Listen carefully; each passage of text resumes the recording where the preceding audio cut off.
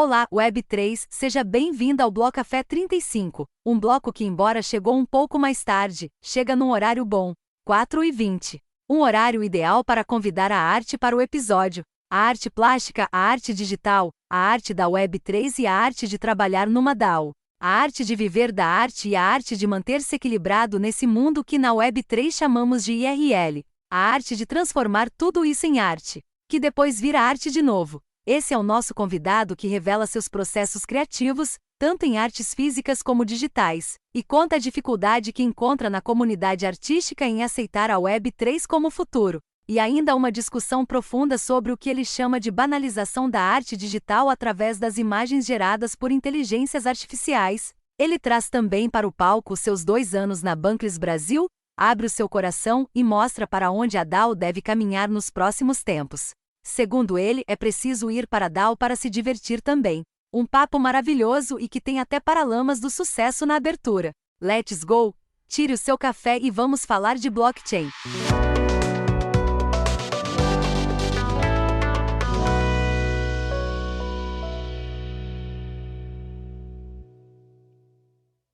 Muito bem a todos que chegaram agora, eu sou o I Sou Serious e esse é o Bloco Café, um podcast Web3 que acredita que a informação é a ponte para a revolução.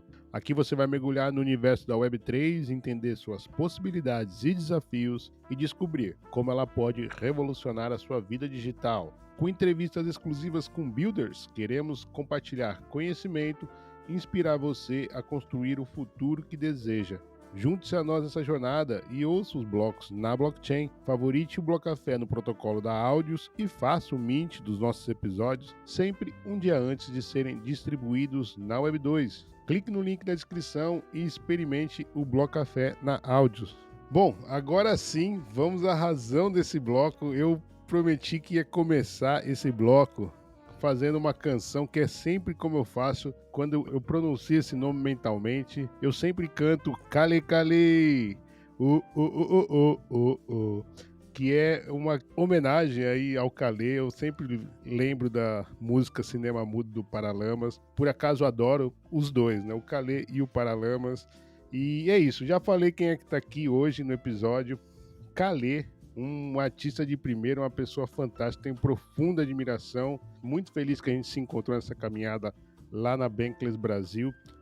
Eu tenho admiração não só pelo artista que você é, Kale, mas pela pessoa que você é, pelo profissional que você é, então fica aqui já registrada a minha admiração por ti. Eu tô bem ansioso para a gente trocar essa ideia, Kale, e então queria primeiramente que você se apresentasse para quem não te conhece ainda e contasse como que o Kale e as criptos se encontraram. Seja bem-vindo, Kale. Opa, obrigado, Ai, obrigado pelo convite. Para mim também é um prazer estar aqui com você. Gosto muito de você e da forma como você conduz aí esse Bloco Café. É muito interessante. E legal também te conhecer, né? Nessa nossa caminhada, que a gente conhece tanta gente, mas não conhece tanto, então aos poucos a gente vai se tornando íntimos de alguns e se distanciando de outros, enfim. É o rolê da Web3. Mas é muito bom a gente tá junto aqui. Bom, eu sou, vamos apresentar rapidinho, assim, Kale, meu apelido que foi surgindo com o tempo. Meu nome é Eduardo Calegari, eu venho fazendo artes de NFT há 2 anos. Entrei nesse rolê assim mais pela Bankless ali para começar a conhecer como funcionava esse universo cripto e aos poucos eu fui descobrindo como as coisas funcionam e como que eu poderia navegar nesse universo, né? A gente acaba se apegando a algumas coisas, então fui ficando na Bankless ali, apesar de não ter muita identificação com o que eu faço na minha vida, que é fazer arte. Eu faço cinema, roteiros de cinema, produção de filmes e faço artes visuais, artes plásticas, gravuras. São trabalhos manuais que eu faço. Administro também uma galeria de arte aqui na minha cidade. Então são coisas bem diferentes dos assuntos que são tratados numa Bankless, né, na comunidade Bankless. E mesmo assim eu fui ficando lá e tentando abrir um espaço para mim lá, porque assim, é a porta que eu encontrei para entrar no universo cripto. E, Kale, antes de falar da Web3, vamos trazer um pouco o teu processo como artista. Como é que foi que você se descobriu como artista? É bem difícil, assim, achar um ponto, né, mas é desde sempre que eu gosto de fazer coisas mais manuais, assim, então eu lembro de criancinha, eu criava o circo no quintal da minha casa e eu era o artista do circo, então eu sempre gostava dessa parte criativa e colocava todo mundo para minhas primas, meus vizinhos, meus primos, todo mundo tinha que fazer parte do meu circo e entrar na minha jogada, que é fazer essas coisas de arte. Então, desde sempre eu estive envolvido com isso, com arte, com criação e com imagens. Eu pirava muito assim nisso. Aí, com o tempo, fui amadurecendo, e tomando alguns caminhos. Daí, eu saí do interior do Paraná e vim para Curitiba. E aqui eu comecei a tentar me envolver um pouco mais, né? Fiz alguns cursos aqui e comecei a trabalhar com pinturas, fazer algumas pinturas, mas naquele esquema de pintar para amigos e coisa assim, nada muito significativo. Então, assim, ponto exato de eu me envolver com a arte é bem difícil para mim, assim, definir. Eu acho que eu sempre tive isso dentro de mim. Tanto eu saí da minha cidade por conta disso, porque lá eu não tinha como eu expandir esse meu desejo de fazer arte, esse meu ímpeto por fazer arte.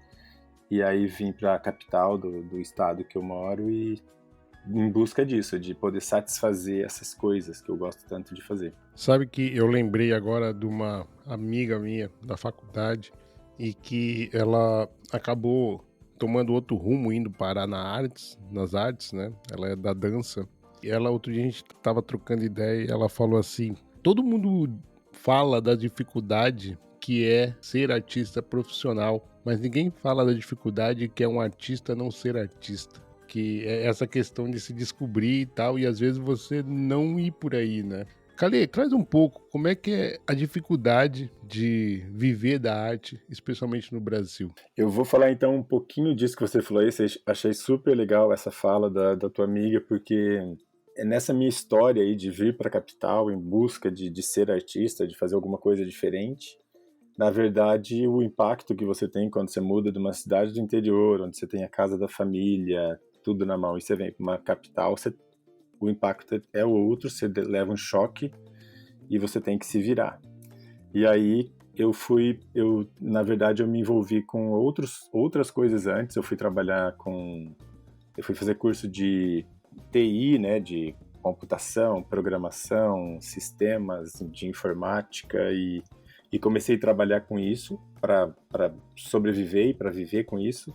E com isso, aquela coisa que eu tinha, o sonho de fazer arte e cinema e essas coisas, foi sendo relevado. E isso foi bem frustrante, assim, né, esse começo, porque eu tinha que sobreviver, eu tinha que me virar aqui. Então, essa coisa, né, é muito mais difícil não ser artista quando você quer ser artista, né, quando você tem essa coisa dentro. E eu vivi com isso muitos anos. Eu trabalhei muitos anos com TI, com informática, em empresas grandes, instituições multinacionais. E, em paralelo, eu tentava fazer alguma coisa, mas era aquilo, né? Era assim, nas horas vagas, ou se surgisse alguma coisa que eu pudesse fazer, ou para algum amigo. Então, era bem frustrante isso. Até que eu achei o ponto seria, eu tenho que me preparar para poder fazer o que eu quero, para poder viver só de arte, que realmente é essa luta do dia a dia ali do artista, né? Então, antes de sair para falar vou viver de arte, eu me preparei para isso. Então eu fiz cursos, fui estudar aí eu tinha já feito a faculdade de informática, de análise de sistemas. Aí depois de muitos anos eu fui fazer a Belas Artes, cara. Fui estudar na Belas Artes do Paraná. E aí quando eu entrei na faculdade era uma pirralhada toda lá, curtindo a vibe de ser artista e tal, e eu já vinha com com o meu histórico. Eu já sabia como era ter dinheiro, eu tinha dinheiro, eu continuei trabalhando nessas empresas enquanto eu fiz a faculdade, daí eu me formei e eu via nesse processo, eu via como essas pessoas viviam, como essa molecada vivia.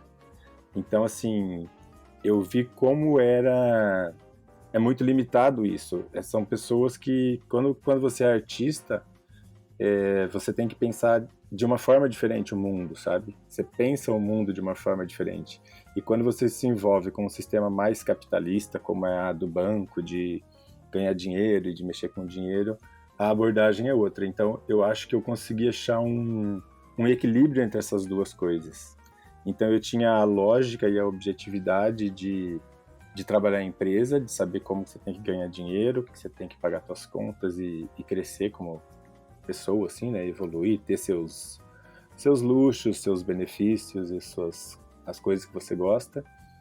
E via nesses meus amigos como que era ser artista, somente artista. Eu tentei achar o equilíbrio entre isso daí.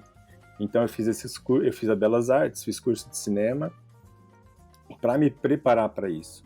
Quando eu senti que eu poderia viver só das coisas de arte, de processos, de cultura, enfim, de projetos nesse sentido, aí que eu fui para a vida de artista.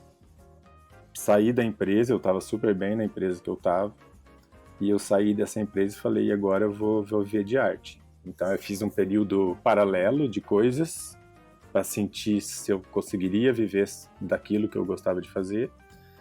E depois, quando eu falei, agora eu posso largar a parte mais dinheirística da coisa e viver só do que eu gosto de fazer.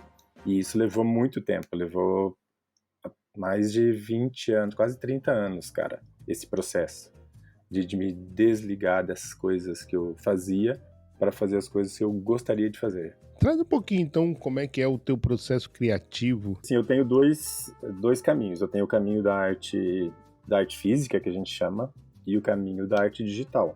E são processos diferentes, para mim, bem claramente diferentes. A arte física, para mim, ela é mais física, como o nome já diz. Eu tenho que ir para uma tela, eu tenho que pegar pincel, pegar tinta e começar a mexer com isso, mesmo tendo na minha cabeça aqui uma lógica de algumas coisas que eu trago da minha formação. Eu tenho que pensar naquilo, mas eu já posso ir lá e começar a pintar e fazer coisas e criar coisas automaticamente.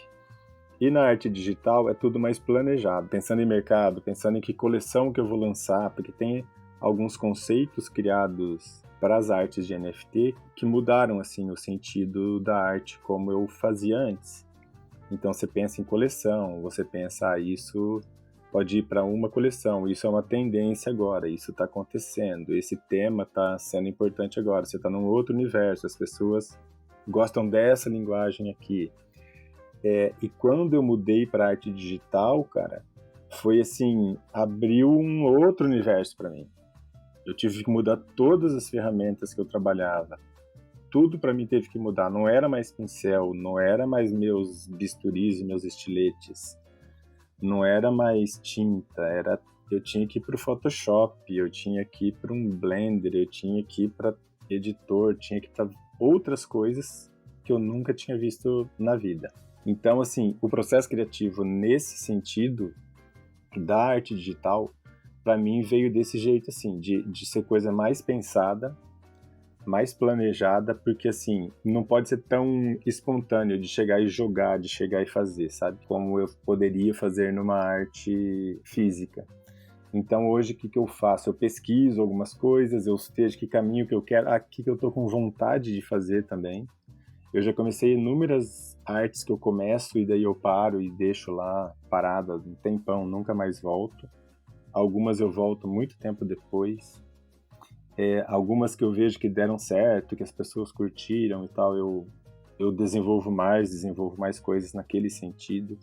Então o processo criativo ali é bem... Na arte digital, ele é muito online aqui, é sempre conectado, você está online o tempo todo. Então, ao mesmo tempo que eu estou trabalhando, eu estou consultando as redes, eu estou entrando nas comunidades, que é o contrário da arte física. Na arte física, quando eu fico de frente para uma tela, eu estou de frente para uma tela, sou eu e ela só, saca? Então, assim, o processo na arte digital é totalmente, para mim, ele bate totalmente diferente. Você não se desconecta do mundo, você não se desconecta das coisas que estão acontecendo, das mídias sociais, e ao mesmo tempo você tem que continuar fazendo ali. Então, parece que ele é mais lógico, um pouquinho mais mecânico até em determinados pontos, assim. Você disse aí essa questão de conectividade quando você está no processo criativo digital. E você disse no Twitter Space da Bankless que fizemos após o circuito Bankless, você gosta muito dessa troca do feedback, né, desse processo criativo também.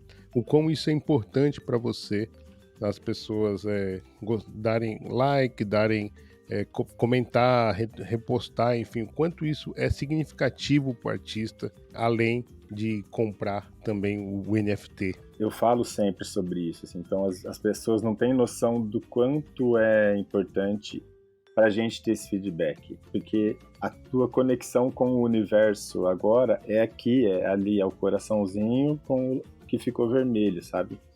Então, quando alguém curte alguma coisa que você posta, aquilo lá me retroalimenta, sabe? De alguma forma. Eu gosto muito disso. Eu gostaria que as pessoas fizessem mais comentários a respeito da arte. Só que assim, a gente está aprendendo ainda a lidar com isso. A gente está aprendendo, tentando educar as pessoas para que isso aconteça, para que a gente possa conversar sobre aquela arte. Eu comparo muito com a arte física na galeria, por exemplo. Eu faço uma exposição na galeria com o trabalho dos artistas. As pessoas vão lá, a gente para na frente de um quadro e fica conversando sobre aquele quadro. O artista pode conversar com a pessoa que chegou ali sobre aquele quadro. Ah, essa cor, esse elemento, aqui tem profundidade, aqui não tem. Saca? Fica conversando muito sobre aquilo. E aqui na internet, nesse nosso movimento Web3 aqui, isso não acontece. Ninguém conversa sobre aquilo. Ou é like ou não é like. E aí isso é muito ruim pra gente, porque, cara, isso não desenvolve nada na gente. Então o like a pessoa gostou, ou ela clicou, porque eu mesmo clico às vezes um like só porque estava passando na minha timeline, eu cliquei em alguma coisa. Mas quando é arte eu não clico, assim, se eu não gostei eu não dou like. Mas enfim, assim, às vezes, então assim, é muito difícil pra gente saber como que tá o andamento daquele projeto, assim, aquela linha de trabalho que está fazendo. Então seria muito legal que a gente pudesse ter um espaço para conversar sobre isso. Eu já falei até com o Henrique Kopke, que a gente estava com um projeto aí, que se chama Trampolim, de criar esse espaço para conversar um pouco mais sobre a arte, explorar essa coisa visual que está ali na frente das pessoas. Que as pessoas estão passando muito rápido, a timeline ali ela vai rolando e você não para observar o que está ali, o que o artista colocou naquele trabalho, por que ele colocou. Então, assim, e as pessoas não têm a noção de quanto é importante para a gente, tipo, um like, um RT, um retweet daquilo, assim, para nós bate de um jeito que é um impulso muito forte dentro do nosso processo. Então eu falo isso por mim, eu acredito que todos os artistas passam por isso também. Tem uma complexidade já que é inerente ao artista, né? Essa insegurança de como que ele está sendo visto, porque o artista faz a arte para ser vista. O artista faz a arte para ela ser absorvida, curtida pelas pessoas. Ele não faz arte só por fazer, porque o artista que faz a arte só por fazer, a arte não acontece. Ela tem que ser vista. Então a gente espera muito isso, esse retorno, né? E na internet aqui, nessas nossas redes, nas mídias, etc., isso se dá através de um like, cara, ou de um não like. Ninguém, se não comentar, não retweetar nada, você passou aquilo ali, rodou na timeline e acabou. Então, assim, é uma situação complexa, a gente está aprendendo a fazer isso e eu gostaria de desenvolver um pouco, assim, ferramentas para a gente poder trabalhar isso e trazer essa experiência de uma exposição numa galeria, que tem essa interação com o público, eu queria trazer para esse nosso espaço. Assim, eu acho que a gente vai trabalhar nisso ainda. Sabe que depois que você falou isso daí, eu já mudei já, sabe? Quando eu vejo alguma coisa assim. Claro que o like a gente acaba sempre dando ali e tal, não sei o que. Como você falou, às vezes eu dou like no automático, né? Tipo, eu vejo ali, é pessoa tal, pum, já nem sei o que postou, o que é no automático ali, pum, tum. E aí fica essa questão, né? Tipo assim, pô, o feedback, né? Tipo, a evolução, o artista também precisa dessa evolução, né? essas coisas que chegam, tá? Então eu mudei muito, assim, a minha percepção depois daquilo que você falou, e até por isso que eu quis trazer isso pro Bloco Café. O Calê, você contou aí das belas artes lá. Como é que você foi parar na Web3 com a arte, né? Você já contou mais ou menos como é que você foi parar na Web3, mas como é que você decidiu falar, bom, agora eu vou fazer arte digital, né, na Web3? Eu não paro muito, assim, né, de produzir, de fazer coisas, de querer coisas novas. Eu sou bastante de criar coisas, de ver o que está acontecendo, de querer fazer coisas novas o tempo todo. Então, assim, eu não sou um artista tradicional que... tem muito artista que a gente conhece, assim, ele pinta telas e ele pinta telas o resto da vida. Tem artista que pinta passarinho, ele pinta passarinho o resto da vida. E eu não consigo estar nesse lugar. Eu estou sempre procurando coisas novas. Eu preciso fazer coisas novas. Eu mesmo enjoo do que eu estou fazendo às vezes. E aí, nessa busca aí, foi um pouco depois do Covid, né? Do evento da Covid aí, que começou a surgir no meu meio esse assunto do universo cripto, mais voltado para as moedas, mas foi bem no auge dos NFTs, assim, que vieram me falar, tá rolando também arte digital, através lá usando os NFTs. Eu nem sabia o que era, eu achava que NFT que era arte e tal, até depois a gente entender, né, como é que funciona a blockchain, etc. Enfim, aí quando veio isso aí, eu falei, quero fazer, porque eu quero fazer tudo que tem de novo, eu quero. Então eu comecei a pesquisar e me inteirar do assunto e ver o que eu poderia fazer, né? Como que eu poderia entrar nisso. Eu entrei bem de mansinho, assim, bem tranquilo, sem grandes perspectivas, porque também eu tinha o meu trabalho já IRL com arte. Então foi mais assim, uma experimentação. Vamos botar a ponta do pé aqui na água para ver como é que ela tá, né? Se tá fria, se tá quente. E aí que eu fui tomando gosto, assim, as coisas foram acontecendo e acontecem muito rápido, né, na internet. Foram surgindo projetos, convites e contatos, você vai conhecendo um monte de gente, e aí é aquele universo que se expande, assim, né. Foi assim que eu entrei, cara, foi devagarinho, foi com a primeira coleção que eu fiz lá de máscaras, não sei se a gente vai falar sobre isso, acho que sim, depois, mas foi bem suave a entrada. Sim, vamos falar dela sim, com certeza. Aliás, é já agora. Tua primeira coleção foi a Carnival Mask, e eu achei interessante que quando eu conheci a Carnival Mask, eu nunca tinha associado que a origem, né, do nome foi das máscaras do Covid. Enfim, traz um pouquinho como é que surgiu a coleção Carnival Mask e como isso gatilhou para as próximas. Você teve depois a New Golden Universe, teve a Fair Balance. Enfim, traz um pouquinho da Carnival Mask e depois como isso serviu de gatilho para as próximas, Calê. Então, a Carnival Mask eu criei, ela tem uma origem que foi a Covid, foi durante o processo de Covid, o processo de isolamento que a gente teve aqui na minha cidade, que a gente não podia sair de casa. E eu, nessa minha coisa de criar arte, de fazer alguma coisa, tinha uns restos de cimento aqui, de uma reforma que eu fiz. Tinha uma máscara de carnaval, que eu achei não sei onde. E eu comecei a brincar com isso, porque a Covid começou no Brasil, assim, foi logo depois do carnaval. Quer dizer, no carnaval já se falava muito disso, mas mesmo assim teve carnaval. Teve um carnaval fantástico e tal, e ninguém estava nem preocupado com isso. Depois é que estourou tudo, falei, nossa, durante o carnaval já estava rolando a merda toda. Enfim, então eu peguei muito esse tema, muito forte, e surgiram alguns projetos durante essa pandemia de incentivo, né, do governo para artistas que estavam isolados e que precisavam continuar trabalhando. Então eu fiz essas máscaras de carnaval, que eu chamo, que são... Eu pegava os restos das revistas que chegavam aqui no meu prédio, só as notícias de Covid, dessas coisas de protestos, etc., que estavam acontecendo pelo mundo, e comecei a incorporar nesse cimento, nesse material que eu tinha aqui em casa, e usando essa máscara de carnaval como molde, fui fazendo máscaras. Então, aí são máscaras físicas, essas máscaras físicas, que eu fotografei como registro, para eu ter um registro dessas máscaras. E quando veio a parte... Eu até ganhei um prêmio na Funarte, uma fundação de arte aqui no Brasil, ganhei um prêmio com um vídeo que eu fiz com essas máscaras, as originais, né, essas de cimento e revista. E aí quando veio o advento da arte digital, eu falei, as máscaras agora vão contar essa história de um jeito diferente, vamos colorir essas máscaras, porque elas eram de cimento, então era aquela coisa cinza, preto e branco, meio mórbidas, assim, por conta do momento que eu estava vivendo, então elas têm uma outra leitura quando elas são de cimento.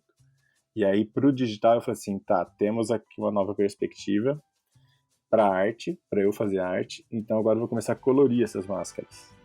Então eu peguei as imagens dessas máscaras e comecei a colocar cor.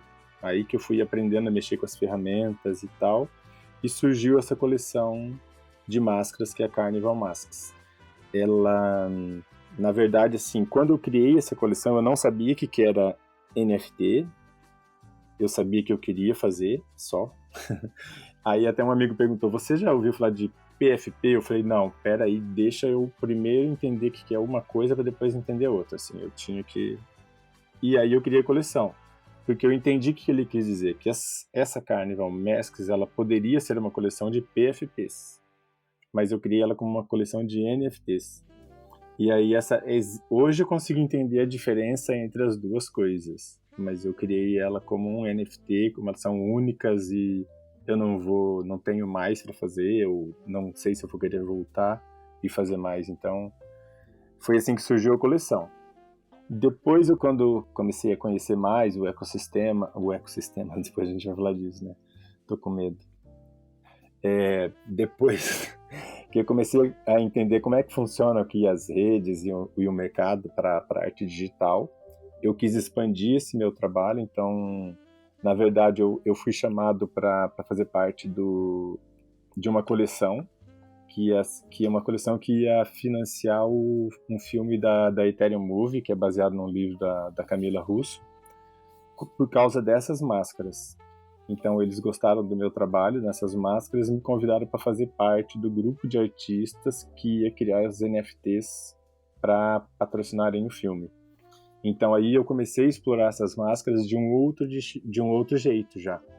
Então eu tinha essas imagens e comecei a fazer uma decomposição delas, que foi o que eu mandei pro filme, para serem os NFTs do filme, da coleção do filme.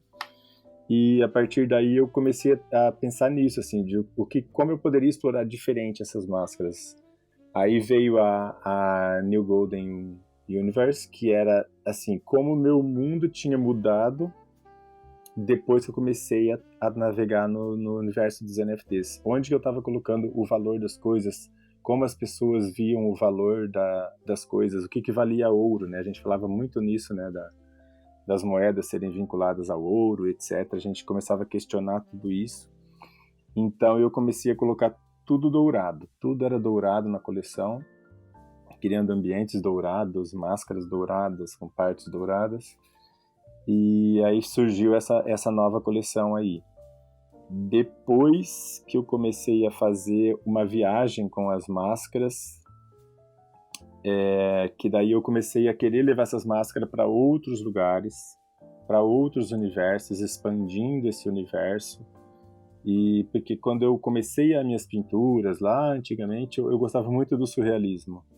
Eu pintava muita coisa surreal, era aquele artista piradão, assim, que pintava coisa surreal, que não podia existir, era fã do Dalí. Então eu voltei a criar esses universos e levando minhas máscaras para esses universos. E aí eu desenvolvi essa nova coleção que tá rolando agora. Então, assim, às vezes eu tô com a máscara, às vezes a máscara já nem aparece mais. Tem uma outra coleção que é Equilíbrio Distante, que daí é quando eu tive um burnout, alguma coisa assim, que eu tive assim, tava muito envolvido com tudo isso e as coisas começaram a não acontecer, né? Veio o bear market aí, a gente já não vendia mais. Eu entrei em crise com esse rolê de arte digital, arte física e etc. E aí eu comecei a criar o equilíbrio distante, que são os espaços onde eu buscava equilíbrio. Então eu fechava todas as cortinas aqui de casa, do espaço que eu trabalho aqui, ficava tudo escuro e eu crio essas artes no escuro, no escuro total, assim. Então, elas são todas noturnas e todas com uma iluminação artificial e tal. E aí são os espaços que são a minha fuga, assim, que ali eu encontrava o meu equilíbrio. Eu me desconectava de tudo, inclusive das redes, e ficava ali desenhando. Então, quando alguém me ligava, falava, eu queria ficar só aqui, só fazendo isso agora o resto da vida. Queria ficar nesse espaço aqui, nesse desenho que eu estou fazendo. Então, daí que surgiu a nova coleção que se chama Equilíbrio Distante. Vamos dar mais uma filosofada aqui, quer dizer, vamos abrir o portal da filosofadas aqui do Bloco Café. Como é que você acredita que a arte pode desempenhar um papel importante na conscientização sobre privacidade e segurança online? Difícil. Eu não sei se cabe à arte isso, sabe? Eu não sei se caberia, porque a arte já tem muito compromissos, já tem muitas funções, muitas obrigações nesse nosso universo. Além de lutar contra o preconceito, né, que se tem contra artistas, a arte já tem muitas funções. Eu não sei, eu não consigo ver a arte tendo alguma coisa que possa impactar nisso, sabe? A não ser na criação mesmo de PFPs e outras coisas. Eu não sei, não entendi direito a pergunta, talvez. Eu vou chamar a próxima pergunta, que aí talvez vai ficar um pouquinho mais amarrado. O teu último trabalho foi sobre segurança digital e que você trouxe a máscara de volta e acabou incorporando elementos para a segurança digital e você acabou indo parar no movimento cyberpunk. Então, como é que você foi parar lá com a arte das máscaras? Então, isso foi um jeito, isso talvez assim, a gente chegue nisso que você falou, né, da arte voltada para essa coisa de segurança. Na verdade, eu me apropriei de vários elementos que envolvem a segurança da Web3, como a criptografia, elementos em hexadecimal, binários, etc., linguagem de internet mesmo. Isso foi assim, porque eram características que eram pregadas por esse movimento, né? Eles achavam que a criptografia forte que ia dar essa liberdade para os indivíduos, né? Então, assim, tudo teria que ser criptografado de maneira forte para que as pessoas pudessem viver livremente. E o movimento cypherpunk eu não conhecia também até então, até chegar essa demanda ali da Bankless para esse projeto, que para mim foi incrível, assim, porque eu adoro isso, e daí eu fui pesquisar, e daí fui ver onde que era a origem, e quem que estava envolvido com isso, e eu li o movimento, o manifesto cypherpunk e tal, e aí eu me embebi bastante nisso, assim, para poder entender como que eu poderia usar esses elementos. Não significa que essa arte trouxe algum conceito, a segurança ou privacidade para alguém, alguma coisa assim. Por isso que eu te falei da responsabilidade da arte. Na verdade, eu brinquei com tudo isso, porque é tudo que eu coloquei ali nessa arte, é tudo decodificável. Eu usei ChatGPT, usei outras coisas para codificar aquilo ali, todos os elementos que eu coloquei. Então, assim, eu usei como artista, como um brincalhão da arte. Eu brinquei com os elementos deles, coloquei todos ali. Mas isso não tem nenhum compromisso sério de ser alguma coisa que está ali realmente. Não tem nenhuma informação ali que seja sigilosa, que não esteja disponível no mundo, etc. Então, essa abordagem que a gente tem, né, na Web3, até eu uso meu PFP, até hoje eu uso meu PFP, e a gente discute muito sobre isso, né, das pessoas não mostrarem o rosto. Mas eu já participei de eventos, de lives, tudo onde eu abro minha câmera e não tem problema algum. Mas aqui o meu PFP virou a minha marca. Então já não tem mais a ver com essa coisa de eu ser livre para falar o que eu quiser ou me proteger de alguma forma. Quando eu entrei na Web3, eu tinha muito mais essa preocupação. Me parecia que isso era muito mais preocupante. Depois você vai conhecendo as pessoas e se sentindo mais à vontade e tal, e você fica mais livre, né, para se abrir, para contar sobre sua vida, onde você mora. Tem muita gente que eu não sei até hoje onde mora, etc. E isso realmente não é muito importante pra gente. a não ser que você se torne mais íntimo mesmo da pessoa e quer trocar ideia. Mas então, nessa arte, eu usei os elementos como uma brincadeira mesmo. O jogo, a proposta era essa, olha, a gente consegue esconder a informação onde a gente quiser, desde que ela esteja criptografada ou em outra linguagem que as pessoas não leiam assim de uma forma mais simples. Então, foi o conceito dessa criptografia, dessa codificação de uma forma diferente de símbolos e de informações que eu coloquei na arte, assim. Achei que eu queria mostrar essa coisa também da máscara, né, de não ter uma identidade e de ter máscaras escondidas ali atrás, de manter esse sigilo. Então, o conceito dessa arte ficou bem focado nisso aqui, assim. Eu acho que eu tentei resolver dessa forma e, assim, todo mundo achou interessante, gostou e tal, então eu fico bem feliz, assim, com o resultado. Eu adorei, eu fiz lá as tasks lá de olho, né, porque eu sempre quis ter uma arte tua, inclusive não era uma pergunta, mas para comprar uma arte tua, Calê, Marketplace dá o bid e aceita, ou tem artes listadas, ou tem site para mint? Então, tem várias formas de trabalhar, que a gente... Assim, tem os marketplaces como o OpenSea, por exemplo. Eu tenho a Carnival Mask que está no OpenSea. E tem arte que está listada, que você já está com preço, com tudo. Tem arte que só está lá, só está no marketplace em si. Ela precisa receber uma oferta, pode receber uma oferta, né, para ser vendida, e eu aceito ou não essa oferta. Na Foundation a mesma coisa, tem arte lá que tá... Na Foundation acho que já tá tudo listado, então é só chegar lá e comprar mesmo, não tem nenhuma restrição. Eu tenho algumas artes também na Tezos também, na Object, que é na Tezos, eu tenho arte para bid, para fazer lance, né, para você fazer uma oferta para mim, ou para chegar lá e comprar. Tem arte com edições também, então eu usei a rede Tezos para fazer as edições, que são artes com valor mais baixinho, assim, só que em várias quantidades, sabe? Muitas edições, assim, que a gente chama de edições.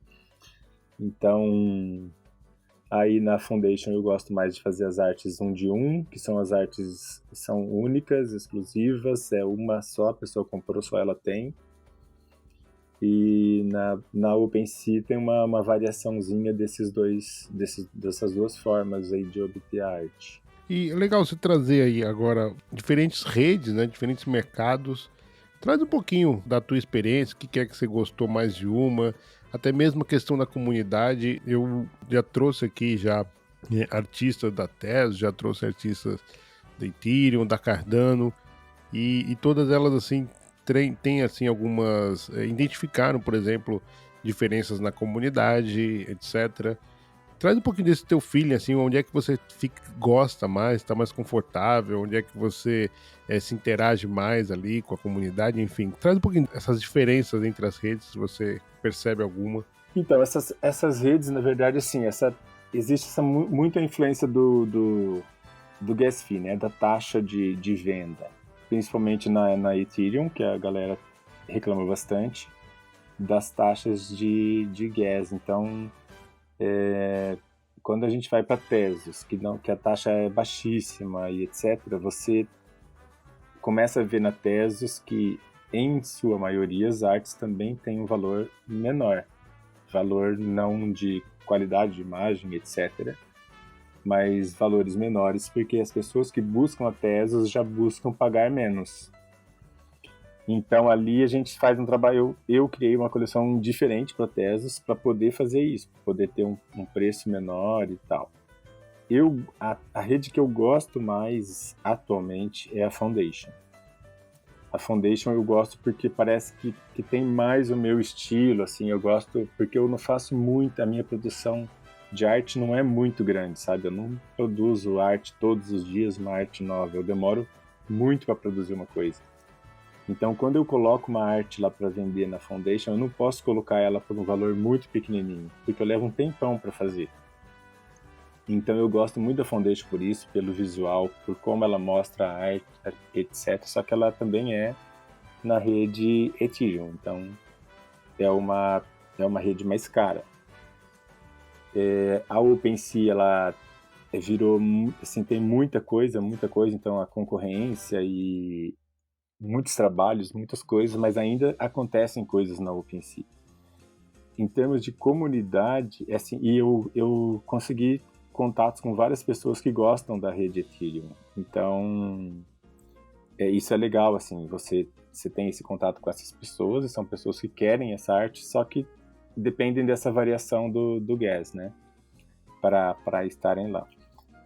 E aí, o que eu tenho mais contato de comunidade é o pessoal da Tezos, que é a comunidade Brasil, que eu frequento, lá sou um dos gestores da comunidade, estou sempre junto, vendo o que nós vamos fazer, o que não vamos.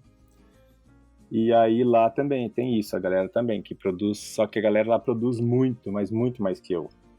Então, assim, até existem projetos lá que eu não consigo acompanhar porque eu não consigo produzir o tanto que eles produzem. Então, é mais ou menos isso. Calê, vamos trazer um pouquinho dessa tua experiência que foi você ser um dos artistas da coleção do filme, né, da Ethereum, baseado no livro da Cami Russo, do Defiant. Como é que você foi para lá e como é que tá esse processo aí? Vocês ainda estão produzindo? Enfim, conta um pouquinho dessa tua experiência. Cara, foi incrível, assim. Primeiro, assim, é legal até contar como que eu cheguei lá, né, que você perguntou aí, que estando dentro da Bankless ali, que foi que surgiu para mim, eu não esperava por isso, e surgiu ali um post de uma pessoa falando que estava acontecendo isso, que estava havendo uma seleção para artistas, para mandar os trabalhos para lá. Então foi dentro da Bankless, que era um lugar que eu não esperava essa coisa de... Não tinha nada de arte dentro da Bankless. Eu estava ali para ajudar a comunidade. De repente surgiu isso daí, eu fui lá, mandei as minhas artes, tinha que mandar umas artes por e-mail, mandei as máscaras e fui selecionado. Eles estavam procurando artistas de países mais emergentes ou latino-americanos. A curadora era latino-americana, então ela estava procurando artistas da nossa região aqui. Então tem 2 artistas brasileiros só nesse grupo. Quando eu recebi a mensagem deles, você foi selecionado. Nossa, cara, quase caí da cadeira. Falei, como assim, né? Queria uma coleção aqui e tal, e tava só brincando de ser artista aqui na parte digital. Então essas surpresas boas que acontecem, assim, só acontecem se você estiver mesmo conectado em tudo. Então isso foi bem legal. Aí veio uma demanda, né? Você vai ter que fazer, eu não lembro agora se são 12, são 10, são 12 artes, e tinha um monte de instruções, cara, tudo escrito em inglês e tal, com detalhes de dimensões, e cara, eu tava aprendendo a mexer com Photoshop, com essas ferramentas ainda, e eu tentando ali decifrar as coisas e perguntava para eles, mas eles foram super atenciosos, assim, principalmente essa curadora lá, que me ajudou, porque eu não sabia sequer fazer no formato que eles queriam as coisas, assim, eu estava recém aprendendo a fazer, a trabalhar com as ferramentas. Então, até eu mandei para eles você tinha que fazer até a moldura da tua arte, você que tinha que fazer a moldura e mandar. E aí eu errei a moldura, eles mandaram, não tá certo, tem que fazer assim, assim, assado. Enfim, eles pegaram esses artistas, né, cada um fez lá suas 10 artes, eles cortaram essas artes em 4 partes e embaralharam. Então, assim, tem 1/4 de uma arte minha que tá misturado com 3/4 da arte de outro artista. E com isso eles foram compondo novos NFTs, então você vai multiplicando aí, virou uma infinidade de NFTs. E eles colocaram isso à venda. Então a gente recebeu para fazer essas artes. Aí a gente recebe também royalties pelas vendas desses NFTs. A gente recebe uma parte da venda e a outra parte vai para o projeto de financiamento do filme. E isso está em andamento ainda, assim. Então vai ter uma nova etapa que eles vão disponibilizar mais uma quantidade dessas artes que foram geradas e vão jogar na rede para arrecadar mais dinheiro para tentar financiar totalmente o filme, que eu acho que não chegou ainda no valor que é preciso para fazer esse filme. Eu confesso que ultimamente eu não entrei lá no site, lá na página deles no Discord, para ver como é que está o andamento, Mas tá andando, o projeto tá andando, eles estão buscando o diretor e tal pro filme, etc. Na verdade, eu acho que eles já definiram o diretor. E é isso, o projeto tá indo sim. Foi assim que eu entrei, fiquei super feliz, assim, de ter sido... Foi a primeira coisa, assim, que eu me surpreendeu de estar dentro da arte digital, porque realmente eu não esperava isso, assim, foi uma surpresa agradável pra mim, assim. Não, maneiraço. Quando você tava falando, eu fui lá na página. Pra quem não sabe qual coleção estão falando da Infinite Machine, como o Kali falou, da Cami Russo. E eu tava aqui olhando aqui, eu acho que eu achei uma tua, Kali. Tem uns detalhes aqui dourados aqui teu. E se calhar achei uma tua aqui, enfim. Muito legal, hein? Porra, parabéns. Mais um. E assim, outra coisa que me ocorreu quando você estava falando, né? Que é a questão que até aconteceu recentemente, até me lembrou. Acho que foi no episódio da Solange Gueiros, que a história dela, né? De como ela começou. Foi mesmo muito repentina. O orador lá de um bootcamp, lá de um hackathon, não pôde ir, deu qualquer problema e a palestra ia ser cancelada e ela chegou, olha, dá 2 minutinhos aqui, vamos conversar aqui e olha, eu consigo fazer isso aí. E ali abriu as portas, né, do mundo. Então, eu até lembrei, eu falei lá pra Solange, que eu tinha uma camiseta quando eu era criança, que tinha uma frase que eu adorava, né? Que sabe aquela história de estar no lugar certo, na hora certa, com as pessoas certas? É tudo verdade. Então, impressionante, né? De um lugar de onde você não esperava, né? Saiu essa coisa, essa experiência aí.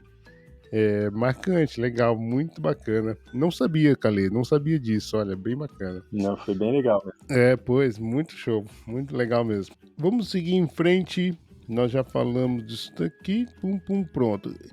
E aí, Calê, deu pra ver que você praticamente se divide aí, né? Não só com o seu trabalho IRL, mas com todas essas multifacetadas aí que você é. Você tem coleções, você tá na Tezos, você tá na Brachil, você tá na DAO, você tá no Infinite Machine. Cara, como é que você cuida da tua saúde mental nesse espaço, num mercado em que não desliga, a internet não desliga e parece que a Web3 o dia tem 30 horas, né? Como é que você cuida disso, administra isso, de estar presente em todas as comunidades? Tem um outro artista que diz que na Web3 não basta só estar presente, você tem que ser onipresente, né? Tem que ser praticamente um god, né? Enfim. Traz um pouquinho, Kali, como é que você faz uma pausa, cuida da tua saúde mental? Cara, tem um meme bem legal, assim, que eu acho divertido, que a pessoa fala, né, que ela faz isso, faz aquilo, cuida disso, daí a pessoa fala, mas como você consegue? Fazendo mal feito. Conheço, eu adoro isso, cara. Toco. Cara, porque assim não tem, né, como você fazer tudo. Conheço a Chad, eu adoro. E você sabe que outro dia eu tava atrás dela e não achei isso. Cara, eu adoro essa charge, é muito boa mesmo, muito boa. Muito boa mesmo. É o único jeito de fazer tudo isso é fazendo mal feito, não tem jeito. Mas assim, a gente tenta, né? É igual você falou, você tem que estar presente em tudo, mas assim, é um trabalho árduo de desconexão. Porque tem o FOMO, né? Tem aquela coisa de você, pô, eu não tô online, será que tá acontecendo alguma coisa enquanto eu tô indo pra natação? Porque o que eu faço é isso, meu processo, assim, de manhã eu entro, vejo se tem alguma coisa urgente pra eu resolver, resolvo o que tem que resolver e pego minha bicicleta e vou pra natação. Essa é a minha desconexão, meu tempo de me desconectar das coisas. Daí resolvo as coisas que tem que fazer na rua, de compras, de outras coisas. E depois eu volto, pego meu café e aí sim eu vou entrar na internet para ver o que eu posso fazer, me conectar e curtir as coisas que tem que curtir, compartilhar e ir para os meus desenhos, ir para os meus trabalhos. E ao mesmo tempo também pensar na galeria, como que eu vou conduzir as coisas na galeria, IRL, etc. Então, é uma luta, porque assim, isso que eu te falei, que eu faço de manhã, eu vou ver o que é urgente e já sair para natação. Tem dia que eu falo, vou sair para natação às 9h30, cara, eu saio meio-dia de casa. Porque você entra para ver se é urgente e você vai ficando. Você vai vendo uma coisa, aí veio aqui o cachorrinho que foi adotado, você já tá vendo ali. Você começa a ver coisas assim que você fala, meu, o que eu tô fazendo? Pera, eu tenho que ir pra natação, tal. Então essa desconexão assim é difícil. Eu acho que tem que colocar um timer aqui no computador para ele desligar sozinho e pronto. Porque isso se envolve muito, né? Viciante, você começa a ver as coisas e uma puxa a outra, você abre, daí você quer ver uma chamada, uma notícia, você quer ir lá ver a notícia. Então não é simples, não é fácil, mas todos os dias eu tenho essa disciplina de sair, ir de bicicleta, ou ir andando, ou ir de algum jeito para natação, passar minhas 2 horas lá nadando, resolvendo minhas coisas, passo na galeria, resolvo umas coisas, e depois que eu entro aqui na internet, daí eu fico. Olha, vamos entrar agora um pouco na DAO. Como é que você foi parar lá, Calê? Então, cara, quando eu comecei a pesquisar, aí surgiram algumas informações e eu assisti era uma live, acho que tava o Tim Balabush, não lembro mais quem tava nessa live, só sei que o Tim falou da Bankless Brasil, e aquele conceito, né, de entre na Bankless pra começar, é um lugar legal pra aprender, tal. E foi assim, cara, eu ouvi a live dele, ele falou isso, e eu entrei na Bankless. Aí lá eu comecei a descobrir aquele lance dos canais e tal, e dar um oi aqui, dar um oi ali. Quando eu entrei na Bankless, teve o Diego Cabral, um cara super legal que me recebeu super bem lá, e as minhas dúvidas eram muito básicas, cara. Então na Bankless, né, eles têm lá um dicionário, né, que é acho que é cripto de A a Z, uma coisa assim, não lembro como é que chama, o documento que existe na Bankless, que descreve cada palavra, cada sigla. Então, assim, na época que eu entrei, eles estavam criando esse documento, e aí eu perguntava, o que é FOMO? O que é isso? Então, eles falaram assim, peraí, vamos colocar no dicionário lá. Então, cada palavra que a gente ia questionando, eles colocavam no dicionário. E esse dicionário aí me ajudou pra caramba. O Diego me ajudou nesse lance de navegar, de criar carteira, como que vende, como que não vende, saca? Os cuidados que tem que ter. Então, eu tive um padrinho excelente ali. Até hoje, se eu bato papo com ele, assim, agradeço muito. Ele é um dos meus colecionadores aí, que compra minhas coisas. É um cara super gente boa. Ele acabou se afastando da Bankless, né, por conta de outros trabalhos e tal, mas é isso aí. Foi assim que eu entrei lá. Sim, inclusive quando você falou, o Diego tá sempre aqui com a gente, é um prazer, adoro. Inclusive, em breve estará aqui também no estúdio pra gente trocar uma ideia. Eu também sou muito fã dele. Um dos primeiros vídeos que eu vi da Bankless foi a entrevista dele com a Cami Russo, tal. Ele ainda não trabalhava lá no Defiant. E eu imagino que quem soltou esse alpha aí, né, da call aí do Infinite Machine foi ele. Quando você falou, a primeira pessoa que veio na cabeça foi ele, né, cara? Tipo, deve ter soltado lá, porque ele sempre ele teve muita admiração pela Cami Russo, por conta do livro, né? Então ele sempre foi muito próximo ali e tal, e não à toa que foi para lá, muito legal. E mais ainda a história, né? Como é que foi para lá, enfim. De novo, né? Está no lugar Sim, certo, na hora certa, com a pessoa certa, né? exatamente. E as coisas vão se conectando, né, também, assim, acho isso que é super legal. Como as coisas se conectam e aí você conhece o Diego, que conhece, que tem contato com não sei quem e tal. Porra, as coisas vão acontecendo assim, nessas conexões, né? Isso que é muito legal. E a DAO tá cheia disso, né? Cheia de pessoas como o Diego, né? Importante, padrinhos. E, aliás, acho que a Web3, assim, as comunidades. Ontem eu tava num space sobre comunidades. A gente tava falando isso, né? Como você tem ali diversos padrinhos, madrinhas nas comunidades, né? Enfim. Bom, mas continuando aqui na DAO, você já tá 2 anos na DAO aí, então tem uma bagagem aí. Aquele Calê que entrou lá na DAO com a ideologia, talvez até utopia, e aí lembrar até uma frase que é atribuída erroneamente ao Galeano, mas na verdade é de um amigo do Galeano, né, que a utopia serve para nos mover. E aí depois, como é que é essa utopia, essa ideologia depois de 2 anos no mundo real, né? O conflito. Em que momento você acha que a DAO funcionaria no mundo real, Calê? Nossa, difícil, assim. Bom, a gente tá vivendo ali esse momento, né? 2 anos, surgiram aconteceram muitas coisas nesses 2 anos que eu tô lá. E quando eu entrei, eu realmente era totalmente inocente, não sabia nada das ideologias e do pensamento, da descentralização, não sabia. O termo Web3, inclusive, na época não era o termo assim que era batido como é hoje. Cara, ninguém falava assim Web3 direto como a gente fala hoje. Tudo hoje é Web3. Quando a gente entrou, que não faz muito tempo, 2 anos, não se falava tanto assim Web3, isso tudo é Web3. Enfim, então tudo isso foi mudando, assim. Eu tive vários impactos, né, quando eu entrei, porque eu vinha meu aprendizado foi todo em instituições mais burocráticas e com estruturas e tal, e ali eu me deparei com esse esquema de descentralização, de ninguém tem mais poder que ninguém, etc. E aí hoje a gente está se deparando com isso, que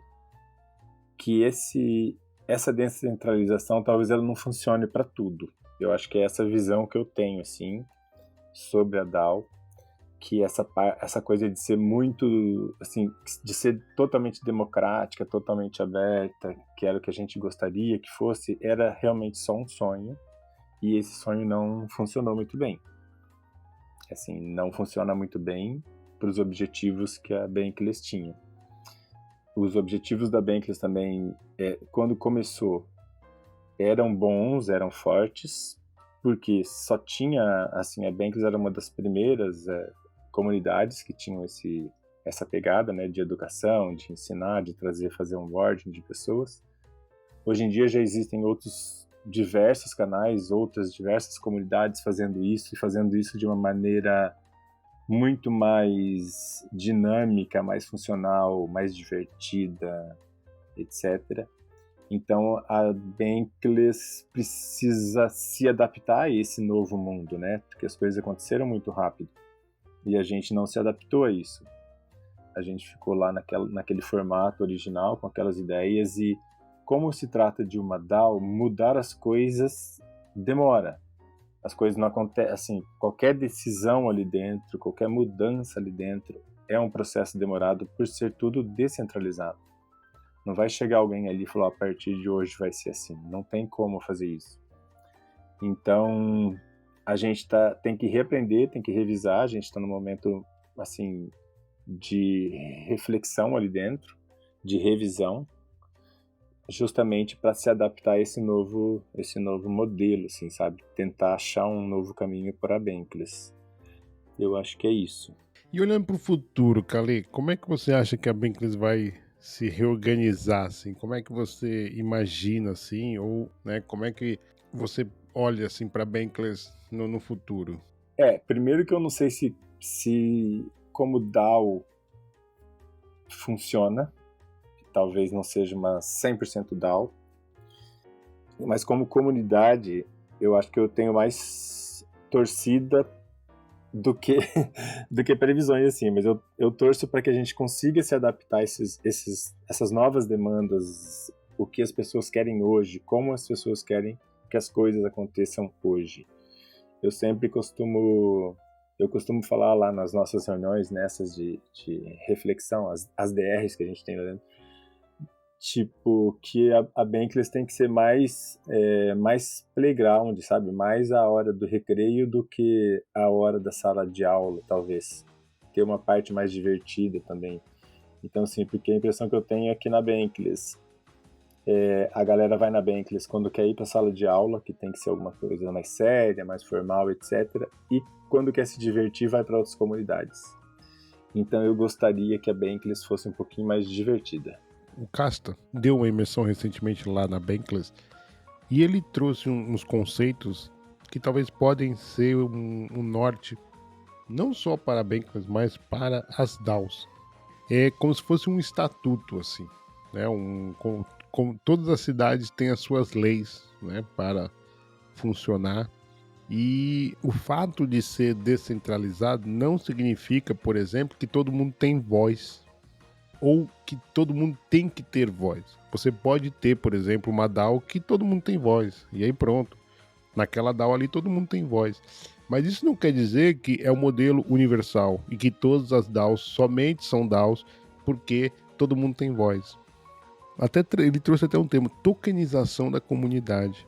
Conforme você vai se envolvendo, engajando, trabalhando, dedicando o seu tempo para DAO, você acaba tendo mais direito à voz em determinadas DAOs e tal, e você acaba premiando isso, as pessoas mais ativas lá na DAO e tal. Depois ele completou, falou, cara, a DAO, ela não tem que ser boa para todo mundo, ela tem que ser boa para você, sabe?